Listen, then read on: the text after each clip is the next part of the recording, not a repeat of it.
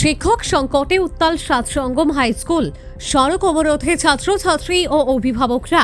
উত্তর ত্রিপুরার কদমতলা ব্লকের ইন্দো বাংলা সীমান্তবর্তী সাতসঙ্গম হাই স্কুলে দীর্ঘদিনের শিক্ষক সংকটকে কেন্দ্র করে বুধবার বিক্ষোভে ফেটে পড়েন ছাত্রছাত্রী ও অভিভাবকরা।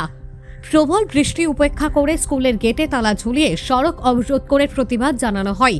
অভিযোগ, বিদ্যালয়ের মর্নিং সেকশনে প্রায় 2 শতাধিক ছাত্রছাত্রী থাকলেও বর্তমানে সেখানে রয়েছেন মাত্র একজন শিক্ষক বিলাল মিয়া।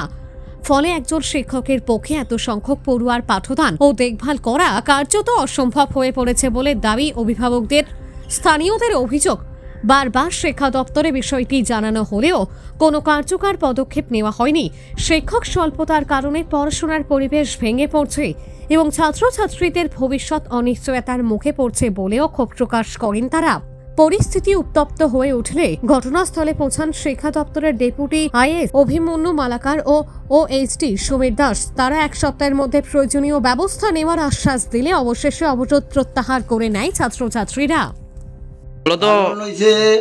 আমাদের সাতসঙ্গম হাই স্কুলে মর্নিং বেলা যে স্কুল হয় ওই স্কুলে ছাত্র সংখ্যা কমপক্ষে 200-র ঊর্ধ্বে, কিন্তু হেডমাস্টার একজন বিলাল কইয়া নাম, তাই নিয়ে একা ছোটো ছোটো পোলাপানগুলা এরারে সামলাইব না লেখাপড়া করাইব না এরার খানি খাদ্য সঠিকভাবে খাওয়াইব, একার দ্বারা সম্ভব হইতেছে না বলিয়া আমরা অনেক সময় অভিযোগ করার পরেও আজ পর্যন্ত আমাদের স্কুলের টিচার দেওয়া হয় নাই, আমাদের পোলাপানগুলা লেখাপড়া হয় নাই বলিয়া আমরা পুনরায় আবার চেষ্টা করলে পরে আমাদের ছাত্র এরা স্ট্রাইক করতে বাধ্য হয়।